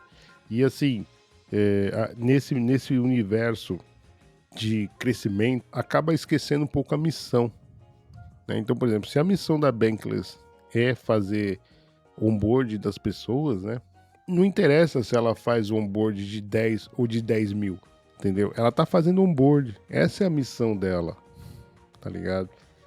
E às vezes a gente entra nessa numérica, nessa retórica da Web 2, assim, né? De growth, de estatística, de números, etc. E aí talvez julga o trabalho, a missão da DAO, de acordo com os números que ela tá tendo. Enfim, vamos lá ver se semana que vem começa aí uma nova etapa, né? Um novo processo. Eu acho que o mais importante disso tudo, né, Calê, é que a gente está numa experimentação, né, cara? E eu gostei muito do que você falou, sabe? Da gente fazer com que você vá para Bankless para se divertir, né? Ao mesmo tempo, cara, que eu entendo muito também quem, por exemplo, trabalha muito na Bankless e de repente não consegue pagar as contas, sabe? Não consegue tirar dali um sustento e aí acaba tendo que sair dali. E talvez também esse possa ser o caminho. Então, assim, como você falou, né? Então vamos todo mundo para outros lugares onde o nosso trabalho vai ser remunerado, né? Ou pelo menos reconhecido na questão de remuneração. E vamos para a DAO ali para se divertir, enfim. Calê, qual foi a task mais importante que você fez lá e que mais te marcou, que você vai carregar para sempre no teu coração lá? Qual foi a tua task favorita lá na Bankless? Assim, a mais legal, assim, que eu gosto sempre de falar, assim, do último, a última é sempre melhor, sabe? Pra mim, eu gosto disso, assim, de saber que depois eu fiz uma coisa melhor, né? Depois eu fiz uma outra coisa melhor ainda. Então, pra mim, esse último que teve do circuito, acho que foi super, super importante, foi muito... As coisas aconteceram de uma forma muito natural, assim. Eu não estava envolvido com o circuito no começo, justamente por causa dessas questões que estão acontecendo na Bankless. E daí, quando surgiu a demanda, assim, eu comecei meio que devagarinho e tal, depois fui pegando gosto, falei, nossa, acho que eu gosto de fazer isso, tô gostando de fazer isso. E aí que eu comecei a criar imagem e tal. Então, eu gosto muito desse trabalho, do meu trabalho como artista. E dentro da Bankless, como artista, eu tive poucos trabalhos, assim. Então, o que eu mais gosto é desse último, que foi isso. Você, como artista, vai criar uma arte, um NFT, que vai representar aqui o circuito Bankless para toda a comunidade. Então, para mim, essa é a mais legal. Foi a mais prazerosa, assim. Vamos trazer aqui um momento jabá, né? Que é a questão do Art Lab, coletivo Art Lab. Vocês estão com um processo de uma coleção, criação de coleção. Traz um pouquinho disso, Calê. Então, o coletivo Art Lab também é mais um experimento, né, que a gente está fazendo dentro da Bankless. É nessa minha busca, né, de trazer alguma coisa de arte para dentro da Bankless, trazer isso que eu chamo de diversão, né? Quando eu falo de diversão é isso, de coisas que deem mais prazer da gente fazer. E cada um fazer o que dá prazer para ele. Então, para mim, o que me dá prazer é fazer arte. Então, eu criei o coletivo Art Lab com esse intuito de a gente criar projetos de NFT com a galera que estivesse ali dentro da Bankless, que estivesse querendo interagir com isso, que goste de arte. Então esse era o intuito do Coletivo Art Lab, para ensinar para as pessoas, quem nunca fez e quer fazer NFT, vamos lá que a gente ensina. Tem uma galera assim que tem conhecimento suficiente ali para fazer esse onboarding de artistas também. A gente se bate ainda um pouquinho assim com essa coisa da frequência das pessoas, né? Por ser não ter esse comprometimento, né? Você não tem que fazer nada, você não é obrigado a fazer. Você pode falar que você vai fazer e não fazer. Então a gente sofre um pouco com isso ainda no coletivo, assim como a gente sofre em diversas outras coisas dentro da Bankless, e acredito que aconteça em outras comunidades, né? Até o Casta falou, até para eles lá acontece alguma coisa assim desse tipo na comunidade dele, desse comprometimento das pessoas e como a gente conseguir isso sem forçar a barra, sem obrigar a pessoa a fazer, né? Então é complexo, né? Um movimento complexo. E o Coletivo Art Lab está criando uma coleção agora que foi uma demanda trazida pelo pessoal do Clube do Livro, que eles queriam fazer NFTs para premiar as pessoas que leram determinado livro. Então a gente pegou alguns artistas que estavam lá no nosso grupo para criar essas artes. Então foram criadas 5 artes, cada uma para um determinado livro. Elas vão se transformar em NFT. E as pessoas que leram aquele livro, que participaram do Clube do Livro, daquele livro que foi lido, vão ganhar o airdrop desse NFT, dessa arte. Além desse NFT, daí foi criado um NFT genérico que usa elementos dos outros 5 NFTs, que daí fui eu que criei, que vai ser colocado à venda ali para quem quiser comprar como uma lembrança também do Clube do Livro e da Bankless. Então essa foi a primeira demanda que surgiu para o Coletivo Art Lab e agora a gente vai ver como que nós vamos andar, né, a partir de agora. E a que mais te frustrou, Calê? Ali dentro da Bankless, acho que aconteceram algumas coisas ali nesse sentido, assim, que eu falo abertamente, assim. O fato de eu ser artista, estar dentro da Bankless, trouxe uma visão para a Bankless de que lá dentro eu não era artista. Lá dentro eu não era um artista, lá dentro eu era mais uma pessoa para fazer a rotina da Bankless. Então, em alguns momentos em que a Bankless precisava de alguma coisa que envolvesse arte, aconteceu de irem para fora da Bankless e procurar um artista, chamar o artista para fazer alguma coisa ali dentro, sendo que tinha o Calê ali dentro desde que a Bankless foi fundada. Então isso me frustrou muito, assim, cara. Foi a época que eu falei, eu vou sair daqui, eu não vou mais ficar aqui, não tem por que eu ficar aqui se nem a própria comunidade olha para mim como artista. Então isso me frustrou bastante. Eu acho que eu não vou citar o caso específico, mas aconteceu. E isso não é legal. Tipo, se você tem uma pessoa ali na comunidade, tá ali dentro desde sempre, fazendo coisas ali dentro, vamos valorizar essa pessoa na qualificação dela, no que ela gosta de fazer também, sabe? E foi o que aconteceu agora, por exemplo, no circuito Bankless. Cara, o Gustavo precisava de uma arte para o circuito Bankless. Quem que ele procurou? O Calê, porque o Calê é o artista que está ali dentro, que está atuando na Bankless. E já houve outras situações em que isso não aconteceu. Então, isso depende muito da visão das pessoas, de quem está fazendo essa atividade ou quem que está atuando ali. Eu acho que não quero entrar em detalhes.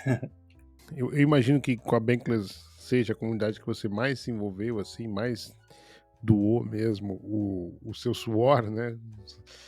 Mas você também está envolvido ali com, por exemplo, a Brachil, com o BR Punk. Traz um pouquinho dessas outras comunidades, assim, como é que é. Enfim, falamos bastante da Bankless, mas vamos trazer outras comunidades também que o Calê participa. A BR Punk eu entrei bem recentemente, então eles têm E lá eu já entrei com essa abordagem, eu sou artista, tô aqui dentro para ser artista e etc. Então eu já fui lá para o canal lá de colecionador, que é um dos perfis do BR Punk. O BR Punk é uma persona, então ele tem o lado dele que faz a parte de escrita, de conteúdo, notícias, etc. E ele tem uma outra vertente dele que é o colecionador de artes. O BR Punk é um colecionador de NFTs. Então eu estou dentro desse braço do BR Punk. E aí isso está começando a acontecer agora, assim, é um braço que ainda não está totalmente desenvolvido, nós já temos lá um líder desse braço e eu tô ali dentro ajudando da maneira que eu posso como artista. Isso que é legal. A Brachil, cara, Brachil é uma comunidade só de artistas. E tem várias coisas que acontecem lá dentro que são muito legais, assim, de projetos. Vamos fazer, principalmente a gente fazia, agora eles têm um projeto, a gente tem um projeto que é de colecionador, que a gente lança um token de colecionador. Aí quem compra esse token recebe uma vez por mês a arte de um artista dos artistas Brachil. Então todo mês você vai receber uma arte nova. Então o colecionador é como se fosse uma assinatura da Brachil, sabe? Você compra um token da Brachil como se fosse uma assinatura.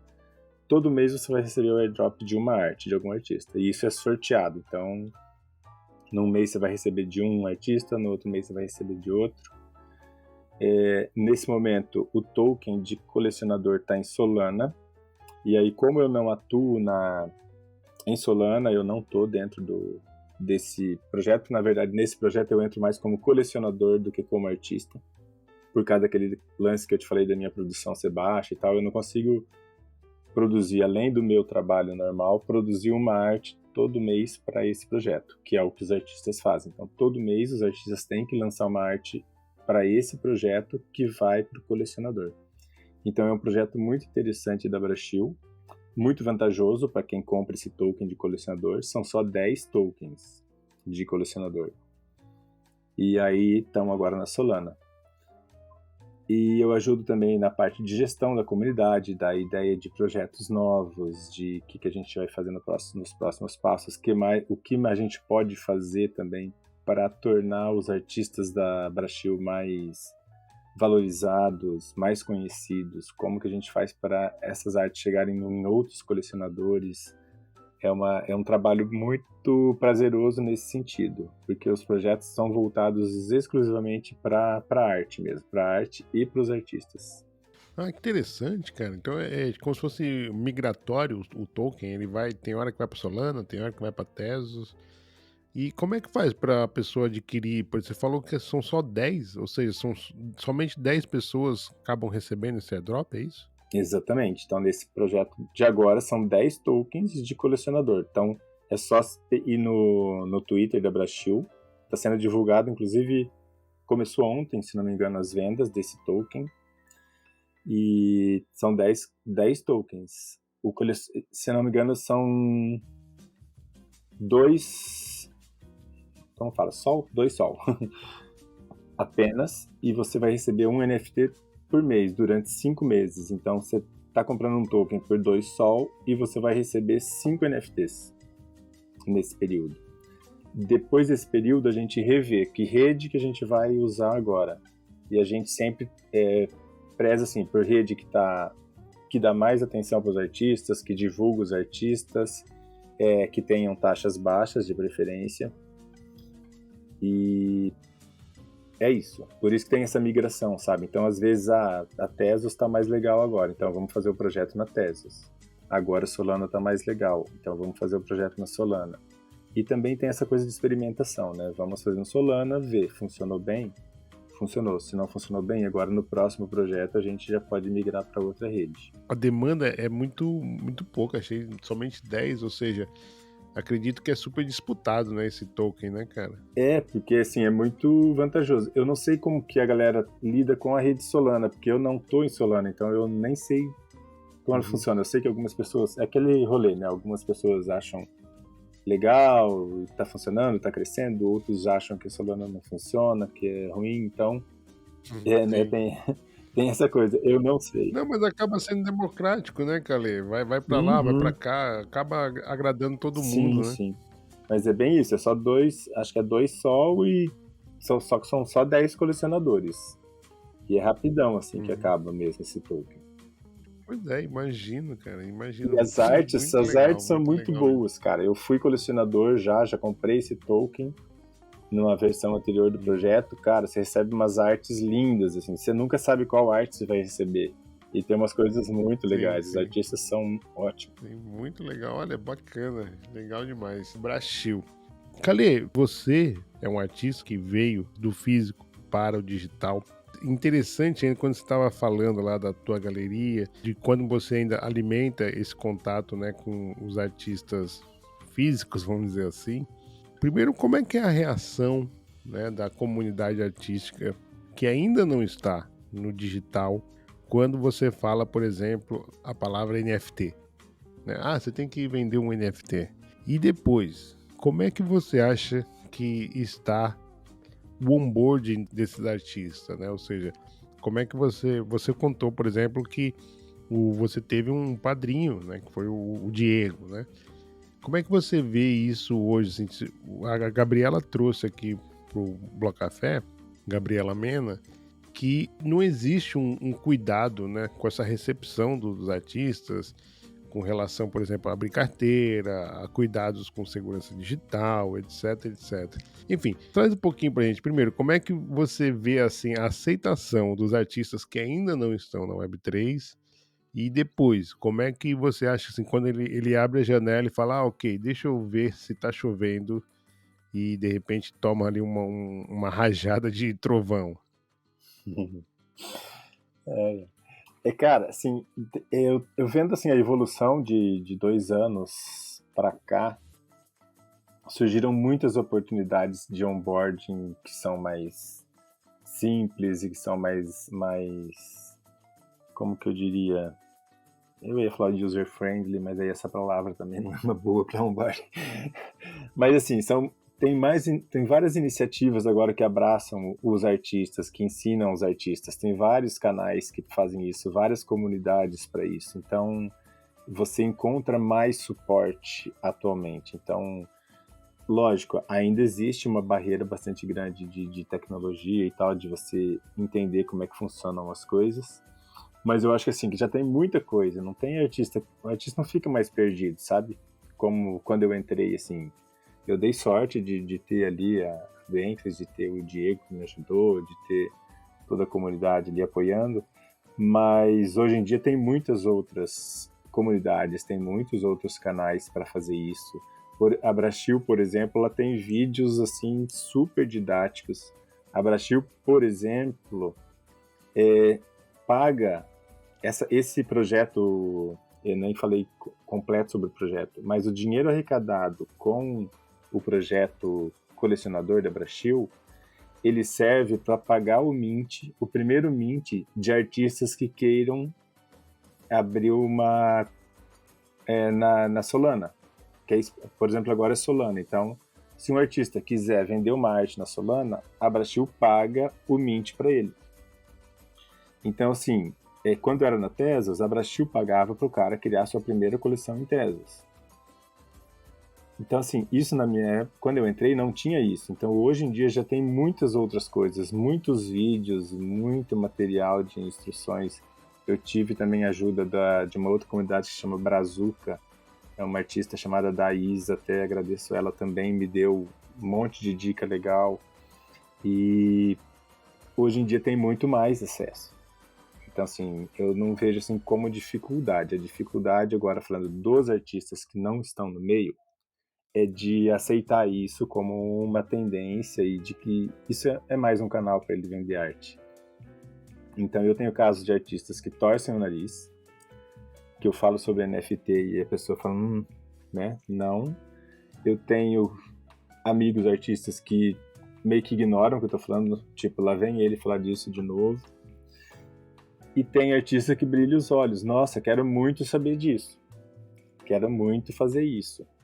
E aí, então, assim, eu acho que já está muito mais popularizado o tema. As pessoas já entenderam o que é isso. As pessoas já entenderam que sim, você vai continuar fazendo arte. Que os primeiros embates era se NFT era arte.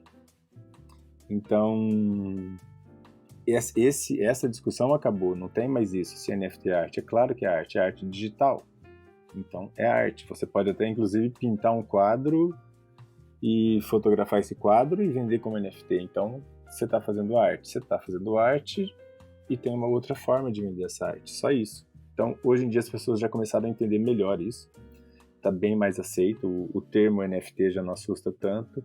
Então tem os que ignoram porque tem essa coisa de não querer mesmo, de não querer mexer com coisas novas ou de não ir além do que já fazem. Temos vários casos, vários modelos de artistas. E até assim, eu estou querendo fazer aqui na galeria, fazer um evento e fazer essa chamada, né, para os artistas que querem saber como que funciona o NFT, fazer um movimento IRL para mostrar para eles o que é NFT. Porque daí eles não têm que ter esse lance de, eu tenho que entrar no Discord, eu tenho que entrar... Então, o primeiro contato que eles vão ter com a informação vai ser IRL, vai ser ao vivo a gente falando sobre o que é um NFT. É isso que eu pretendo fazer agora em breve. Maneiro demais. E, Calê, duas coisas. Primeiro que eu acho que tudo bem também, né? O artista não querer ir por esse lado e tal. Sim, é uma opção, né? Uhum. Acho que também não... Mas assim, extrapolando um pouco, até fazendo um exercício que a gente acabou de fazer com a DAO, como é que você vê o futuro da relação do artista, da artista, com a Web3? Acho que é inevitável, porque a Web3 já é uma realidade, estão acontecendo muitas coisas.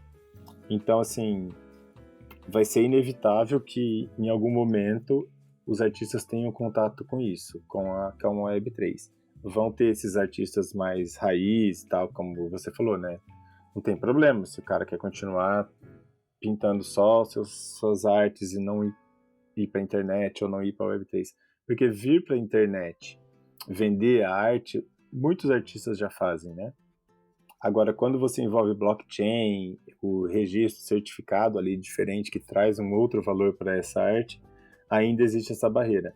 E eu acho inevitável que se chegue a isso, porque os próprios colecionadores podem passar a querer isso. Ao mesmo tempo, está rolando também essa banalização da arte digital por um outro viés, que são sites que vendem arte e tal, e as pessoas que querem pagar mais barato, etc., vão lá nesse site e compram essa arte. A gente está se deparando com isso assim atualmente. Então, o que vai acontecer é um refinamento, eu acho, de quem gosta de arte de fine art mesmo, que quer ter certificado daquela arte. Eu acho que vai ter um refinamento, artistas vão trabalhar com isso e vão focar nisso. E vão ter colecionadores que querem isso.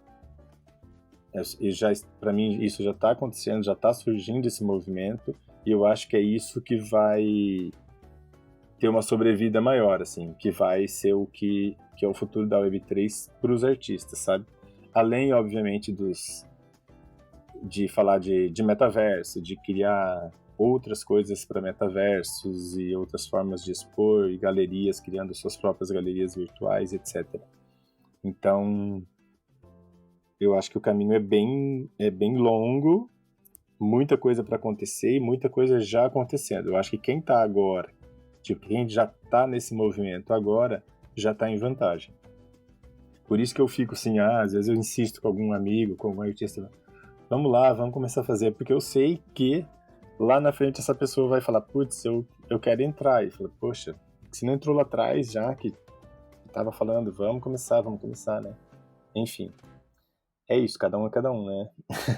Exatamente. E você falou agora um termo que me remeteu novamente, a gente nessa conversa que eu já passou pela minha cabeça inteligência artificial, mas agora eu vou ter que chamar isso porque você colocou banalização da arte digital e me ocorreu de novo a inteligência artificial.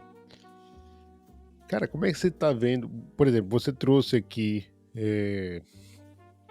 a inteligência artificial como uma ferramenta para o teu processo criativo do teu último trabalho, né, com Cyberpunk e tal.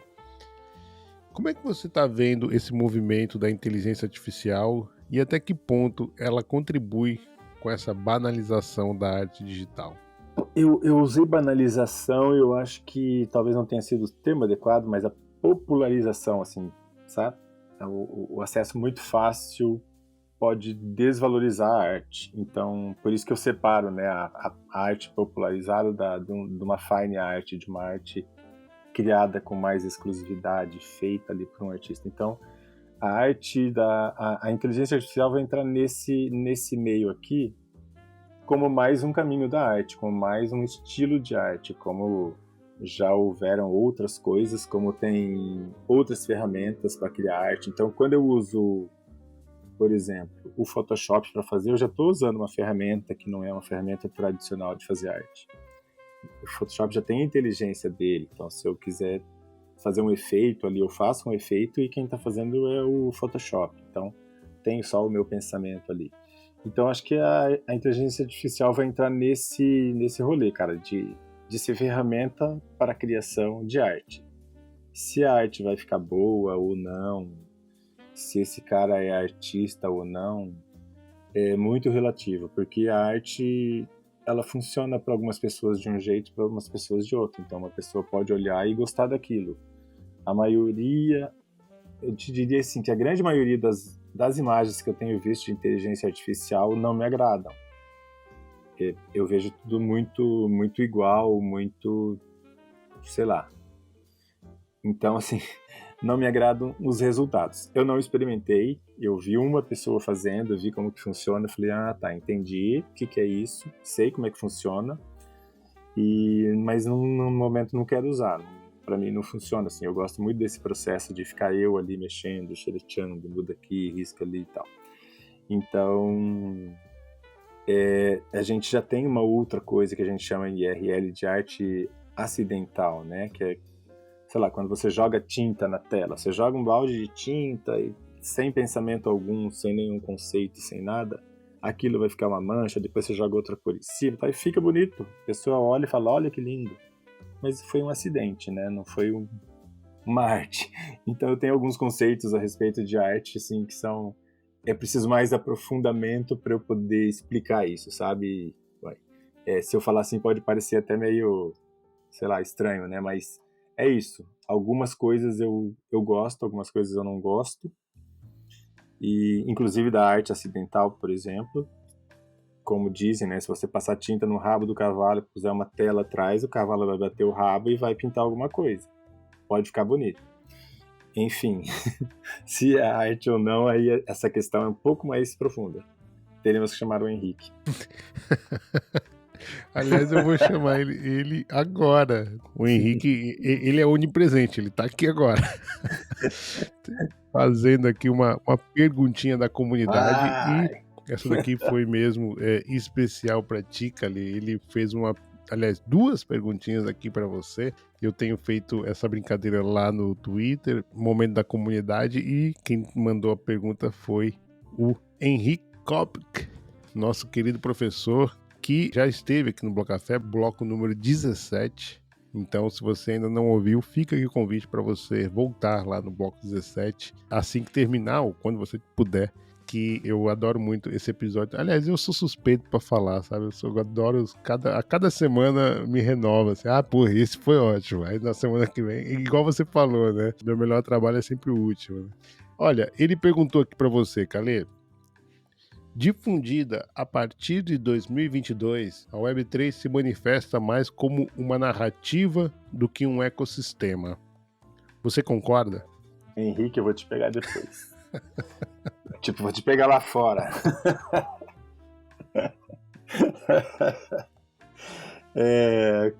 Cara, eu acho assim, sim, é uma narrativa, eu diria, forte, né? O ecossistema está se construindo em torno dessa narrativa, então não há como negar que as coisas estão se transformando num ecossistema, que essa narrativa está conseguindo fomentar um ecossistema.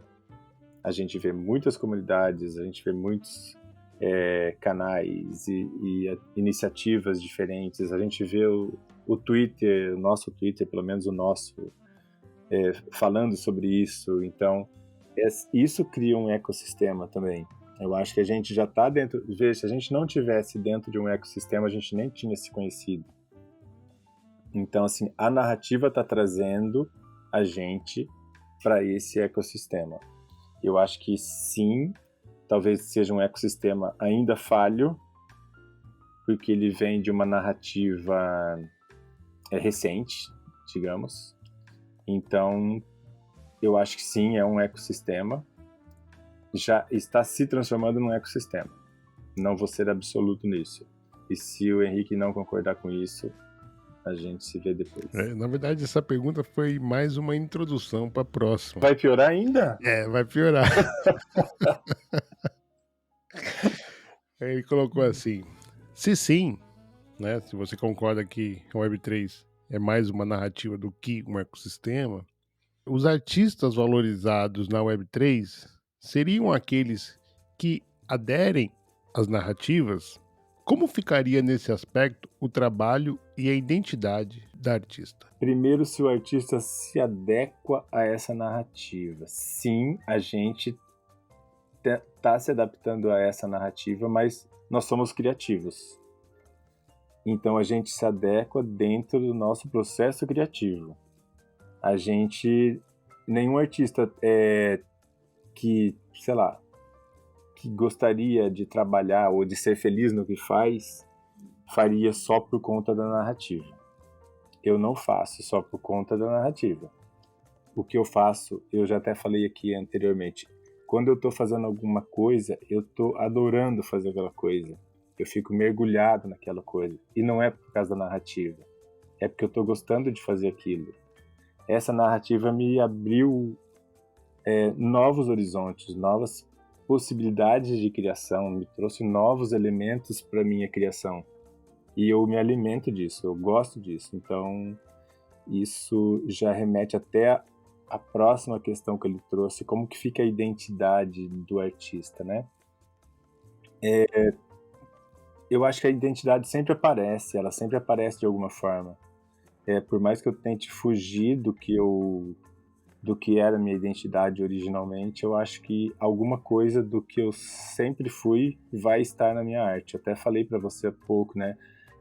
Quando eu tinha lá, sei lá, meus 20 anos, eu gostava de pintar surrealismo, cara, e eu me vejo hoje desenhando para a Web3 com ferramentas aqui de internet e tudo mais, desenhando coisas de surrealismo. Então, a minha identidade como artista, acho que ela não muda. Eu não me submeto a isso assim, então, simplesmente, porque daí não seria minha verdade. Então, essa minha verdade, ela vai aparecer de alguma forma em algum momento. Perfeito.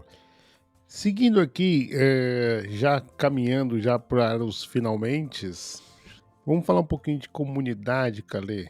Você acha que existe a política do cancelamento na Web3? Total, cara. Total, existe. Cara, existe muito. Eu vejo isso, eu já passei por isso. A gente chama muito, né, de ser colocado na geladeira também. Então, na vida real, assim, ou até nos projetos de cinema que eu trabalho, assim. Então, você está num projeto, daí você não é chamado pro próximo e nem pro próximo, é porque você foi colocado na geladeira, por algum motivo. Então, assim, essa política do cancelamento, ela ficou mais rápida, mais online, né? E qualquer coisa que você fale que não bateu bem para alguém, ou que não deu certo para alguém, já rola o cancelamento. Então, sim, infelizmente ou felizmente, existe o cancelamento, que é uma maneira que as pessoas escolheram de se manifestar contra alguma coisa ou de discordarem de alguma coisa.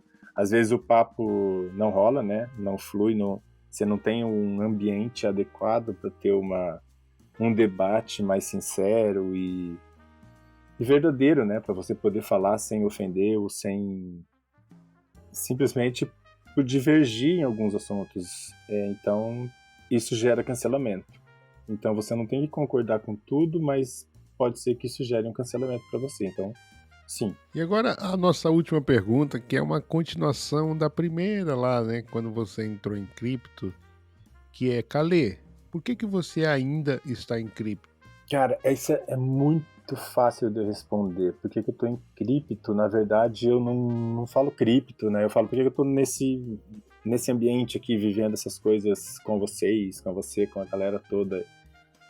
porque quando eu abro o meu Twitter e roda a timeline e eu vejo assim, uma infinidade de imagens maravilhosas, isso me diz assim, você está no lugar certo.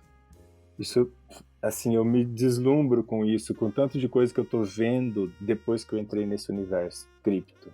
De quanto de que isso tá me alimentando de imagens, de informações, de coisas novas.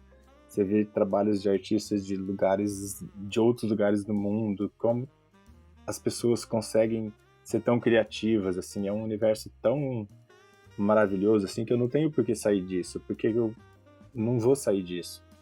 Não adianta eu me fechar para isso. Isso aqui me trouxe uma satisfação tão grande de estar aqui, principalmente por conta disso, cara, de estar em contato com esses artistas, de ver as imagens, ver que um cara lá no Japão tá criando e etc, sabe? Isso me alimenta muito, assim, me dá uma força de viver assim mesmo. É muito legal, assim, eu gosto por isso, só por isso. Maravilha. Eu já ouço o rufar dos tambores. Rufem os tambores. Vem aí, CryptoPong. Vem aí o CryptoPong, Calê. A pergunta é: você está preparado? Sempre preparado, só que não. Então let's fucking go. A primeira delas, Calê, é sempre ele, o Bitcoin. Moeda.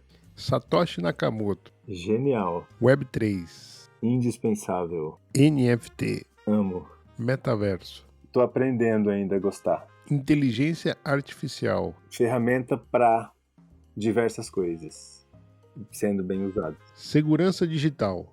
Importantíssimo. Já caí em scam e isso me deixou muito frustrado, assim. Descentralização.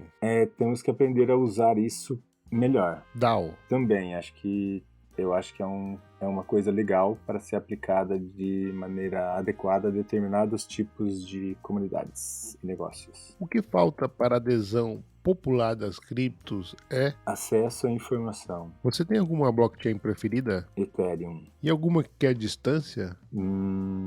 Não, não conheço muitas. Você se considera um maximalista? Não, também. O que foi o Crash Luna? Cara, eu não acompanho muito, desculpe. E a insolvência da FTX? Isso aí me assustou um pouco, sim, mas também não acompanhei muito. Eu não sou muito das moedas e do financeiro do rolê. Ethereum flipa Bitcoin? Acho que não, mas é uma rede legal. Bankless Brasil. Gosto muito e a gente vai fazer ela voltar. Arte. A arte é minha vida, meu alimento. Calê. Um cara maluco com vontade de criar coisas e fazer coisas novas todos os dias. Calê, o que é cripto? Acho que é uma palavra só. Então é isso, pessoal. Com a palavra só, chegamos ao fim desse bloco. Eu adorei a gente trocar essa ideia. Calê, queria novamente agradecer por essa oportunidade.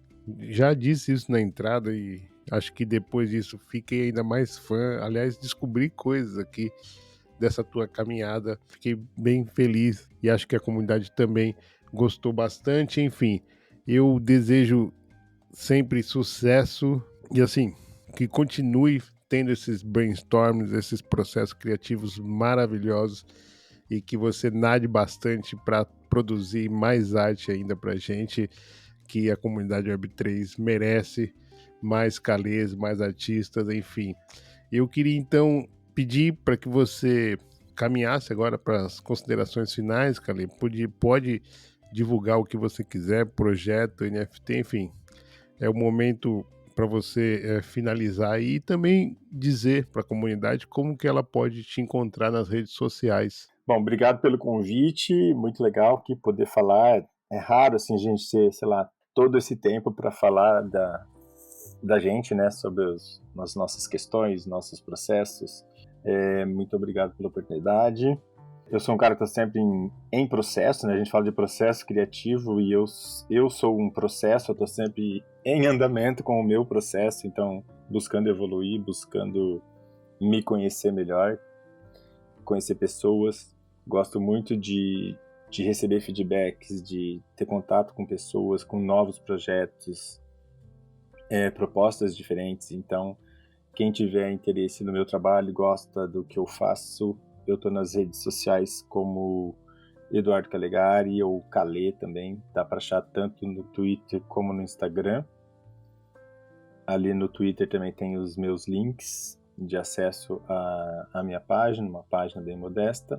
Estou em alguns marketplaces com as minhas artes.